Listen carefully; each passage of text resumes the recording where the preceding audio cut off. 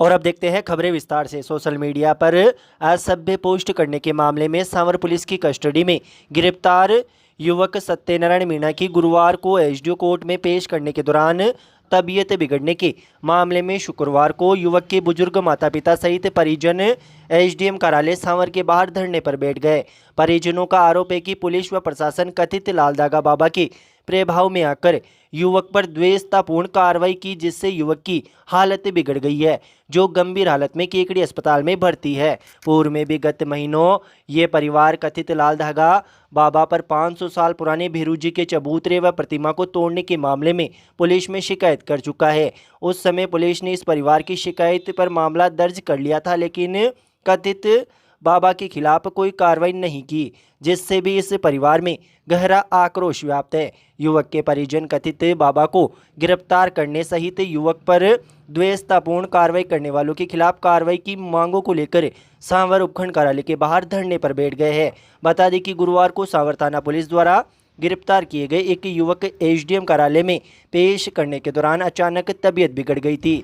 जिस युवक को उपखंड कार्यालय सांवर में पेश करने पहुंची थी वह अचानक बेहोश होकर गिर पड़ा, जिसके बाद पुलिस उसे आनन फानन में अस्पताल लेकर पहुंची, जहां से उसे केकड़ी जिला अस्पताल के लिए रेफर कर दिया गया। इस घटना के बाद पुलिस प्रशासन में हड़कंप मच गया।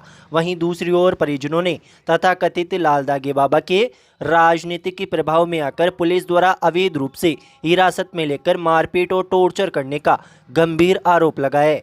शुक्रवार को कार्रवाई की मांग को लेकर उपखंड कार्यालय के बाहर धरना शुरू कर दिया। मामले में मेरू खुर्द निवासी पीड़ित की पत्नी सपना ने जिला कलेक्टर व पुलिस अधीक्षक को रिपोर्ट सौंपते हुए बताया कि सांवर थाना पुलिस उनके घर आई और उनके पति सत्यनारायण को बिना किसी कारण जबरन उठाकर थाने ले गई। बाद में पुलिस ने धारा 126, 135 और 176 बीएनएस के तहत गिरफ्तारी दर्शाई। सपना का आरोप है कि पुलिस ने 24 घंटे तक उसके पति को अवैध रूप से थाने में रखा और कस्टडी में उसके साथ मारपीट की गई। पुलिस जब उनके पति को उपखंड अधिकारी के समक्ष पेश करने के लिए गई तो उसकी हालत पहले से खराब थी।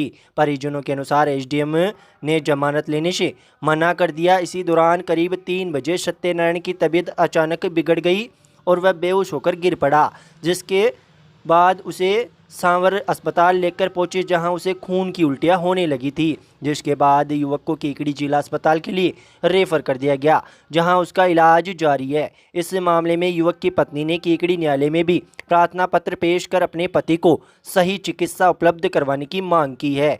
पीड़ित सत्यनारायण के परिजनों ने बताया कि कथित लालधागा बाबा, जिसने कुछ महीने पहले मेरू खुर्द में स्थित 500 साल पुराने ऐतिहासिक भेरू जी मंदिर को रातों रात तोड़ दिया था, उस घटना की शिकायत भी थाने में की गई थी, लेकिन बाबा की पहुंच के चलते पुलिस ने कोई कार्रवाई नहीं की।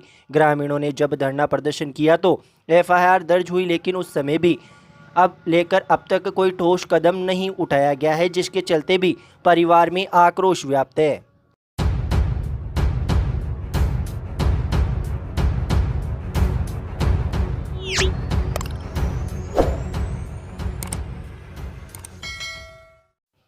सिंधी समाज के आराध्य देव भगवान झूलेलाल व समस्त सिंधी समाज के प्रति की गई आपत्तिजनक तथा अशोभनीय टिप्पणी के विरोध में शुक्रवार को केकड़ी में सिंधी समाज का भारी आक्रोश देखने को मिला। समाज ने नगर में विरोध रैली निकाली और उपखंड कार्यालय में ज्ञापन देकर आरोपी के विरुद्ध कड़ी कार्रवाई की मांग की। सिंधी समाज के लोग सिंधी भ्रातृ मंडल के संरक्षक बलराज मेहरचंदानी और नवयुवक मंडल के अध्यक्ष एडवोकेट योगेश कोरानी के नेतृत्व में बंजारा मोहल्ला स्थित सिंधी धर्मशाला पर एकत्रित हुए। सिंधी धर्मशाला से रैली निकाली गई। आक्रोश रैली घंटाघर, सदर बाजार, खिड़की gate, Sarsadi gate, bus stand होते हुए उपखंड कार्यालय पहुंची। रैली के दौरान सिंधी समाज के महिला, पुरुष व युवा आपत्तिजनक टिप्पणी करने वाले अमित बघेल के विरुद्ध नारेबाजी कर रहे थे और हाथों में तख्तियां लेकर चल रहे थे। उपखंड कार्यालय में दिए गए ज्ञापन में बताया कि हाल ही में छत्तीसगढ़ निवासी अमित बघेल द्वारा झूलेलाल भगवान व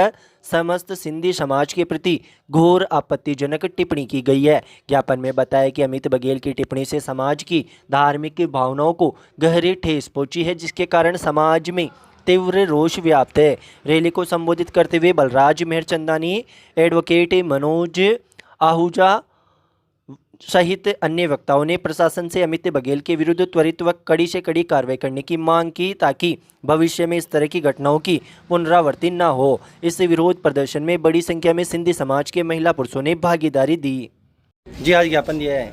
आज आक्रोश रैली सिंधी समाज द्वारा अमित बघेल के खिलाफ, जिसने हमारे झूलेलाल के खिलाफ में गलत टिप्पणियाँ की है, तो उसको या तो सजा होनी चाहिए, फांसी होनी चाहिए। किसी के भी भगवान के प्रति इस तरह का अपशब्द बोलना, चाहे कोई भी समाज हो, सबके समाज एक ही है, सबके भगवान एक ही हैं, मगर उसने जो गलत टिप्पणी की है वो गलत है बिल्कुल। और हम इसकी भर्त्सना करते हैं और मांग करते हैं कि उसको सख्त से सख्त सजा दी जाए। हमारा सिंधी समाज कोई कमजोर नहीं है, मगर क्या है, हम अहिंसावादी है, हिंसावादी नहीं है। और हम वो बोलता है कि पाकिस्तानी सिंधी, पाकिस्तान तो हम छोड़ के आए धर्म के कारण।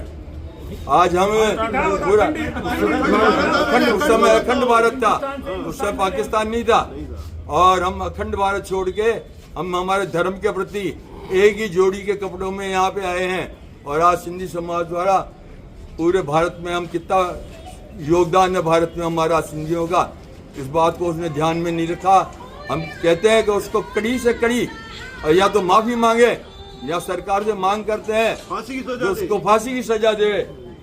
और जय हिंद, जय भारत।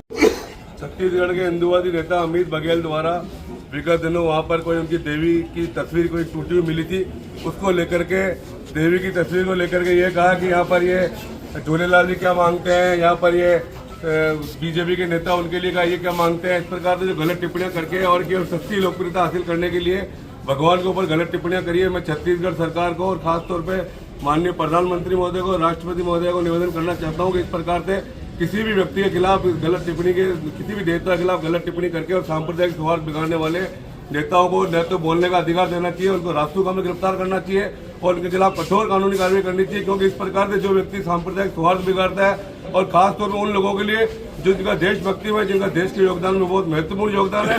अखंड भारत के हम निवासी हैं। सिंधु सभ्यता जो सबसे पुरानी सभ्यता मानी जाती है, जिसकी कोई सनातन धर्म के रूप में माना जाता है, हम वो सनातन धर्म के लोग हैं जहाँ पर जो एक वस्त्र पहन करके, जोड़ी पहन कर आए। आज हमने यहाँ पे अपने मेहनत से मजदूरी करके और आज अपना एक मुकाम हासिल किया है। आज भी हम न्यायपूर्ण व्यवस्था को चला रहे हैं, शांतिपूर्ण जीवन जी रहे हैं, सबको साथ लेकर के चल रहे हैं। आज भी हमने ना तो सरकार से कोई आरक्षण की मांग की है, ना हमने कुछ मांग किया है। एक शांतिपूर्ण जीवन जीने वाले व्यक्तियों के साथ यदि इस प्रकार से कोई एक अच्छा व्यक्ति एक सस्ती लोकप्रियता हासिल करने के लिए जो टिप्पणी करता है, वो इतने दिन के बाद भी घूम क्यों रहा है, क्यों, क्या सरकार आखिर चाहती क्या है। तो मैं सरकार को, माननीय प्रधानमंत्री जी को निवेदन करना चाहता हूँ, ऐसे उठाए गए को जेल में भेजो और भविष्य में इस प्रकार की कोई टिप्पणी नहीं करे, उसके लिए भी कोई अच्छी व्यवस्था की जाए।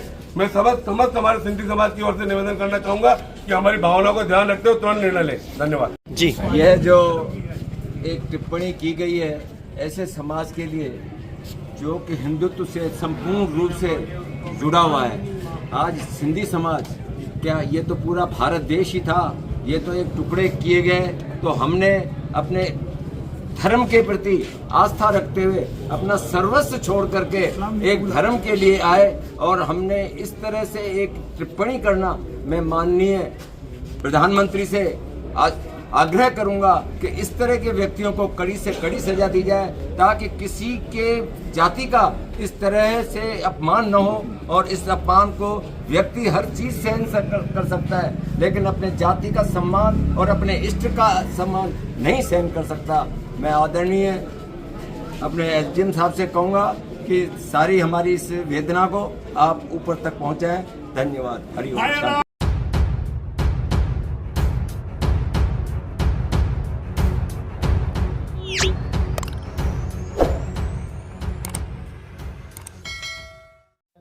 राष्ट्रीय गीत वंदे मातरम के 150 वर्ष पूर्ण होने के उपलक्ष्य में शुक्रवार को केकड़ी उपखंड मुख्यालय पर भव्य वंदे मातरम रन एवं जिला स्तरीय सांस्कृतिक कार्यक्रमों का आयोजन किया गया। इन आयोजनों में नागरिक, युवाओं व अधिकारियों ने उत्साहपूर्वक भाग लिया और राष्ट्र प्रेम का प्रदर्शन किया। समारोह की शुरुआत वंदे मातरम रन से हुई, जिसे अजमेर रोड स्थित राजकीय महाविद्यालय से हरी झंडी दिखाकर रवाना किया गया। अतिरिक्त जिला कलेक्टर चंद्रशेखर भंडारी ने दौड़ को रवाना किया। दौड़ अजमेर रोड पर महाराणा प्रताप सर्किल पहुंचकर संपन्न हुई।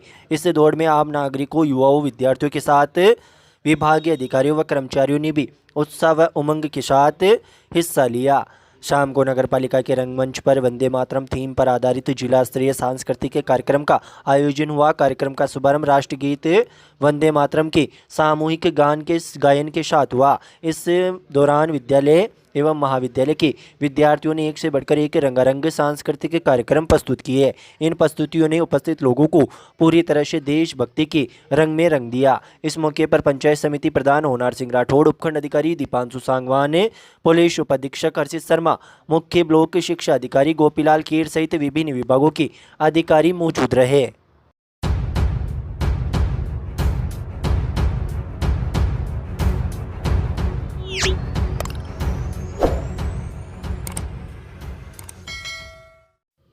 भारत विकास परिषद शाखा की इगड़ी के तत्वाधान में राष्ट्रीय गीत वंदे मातरम की रचना के 150 वर्ष पूरे होने पर शुक्रवार को राजकीय बालिका उच्च माध्यमिक विद्यालय में विशेष कार्यक्रम का आयोजन किया गया। परिषद के सदस्यों ने विद्यालय की प्रार्थना सभा में सम्मिलित होकर छात्राओं के साथ सामूहिक रूप से राष्ट्रीय गीत वंदे मातरम का एवं राष्ट्रगान का गायन किया। इस मौके पर परिषद के शाखा के वरिष्ठ सदस्य महावीर प्रसाद पारिक ने विद्यार्थियों को संबोधित करते हुए बताया कि वंदे मातरम की रचना बंकिम चंद्र चट्टोपाध्याय ने 7 नवंबर 1875 में की थी।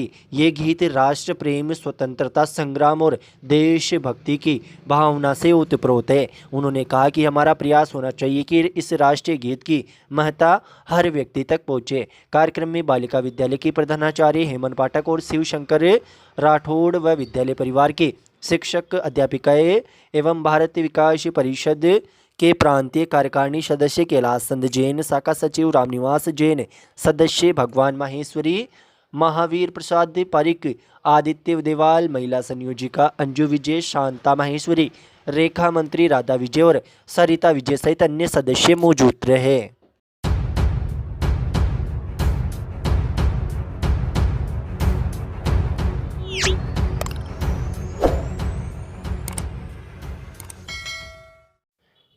भारत निर्वाचन आयोग के निर्देशानुसार विधानसभा क्षेत्र के इगड़ी में चल रहे विशेष गहन पुनरीक्षण कार्यक्रम के अंतर्गत मतदाता सूचियों के गहन पुनरीक्षण कार्य का निरीक्षण उपखंड अधिकारी एवं निर्वाचक रजिस्ट्रीकरण अधिकारी दीपांशु सांगवान द्वारा शुक्रवार को किया गया। इस मौके पर उपखंड अधिकारी सांगवान ने बताया कि विधानसभा क्षेत्र की इकड़ी के भाग संख्या 123, 106, 107, 108, 109, 110 एवं 111 की सभी बीएलओ को घर घर जाकर किए जा रहे मतदाता मैपिंग की कार्य की प्रगति का गहनता से अवलोकन किया गया एवं सभी बीएलओ को निर्वाचकों से अपील व व्यवहार के पूर्व व्यवहार करते हुए सहजता व विश्वास दिलाकर वातावरण प्रदान करते हुए परिगणना प्रपत्र भरने में सहयोग करते हुए निर्वाचकों से संवाद करते समय प्रत्येक शब्द और व्यवहार में शालीनता एवं सम्मान का भाव बनाए रखने संबंधित निर्देश भी लोगों को दिए गए और आयोग के निर्देशानुसार सभी आवश्यक कार्य निर्धारित समय सीमा में पूरे करने के लिए निर्देशित किया गया। इस मौके पर संबंधित बीएलओ, संबंधित क्षेत्र की आंगनबाड़ी कार्यकर्ता, आशा सहयोगिनी, एएनएम आदि भी मौजूद रहे।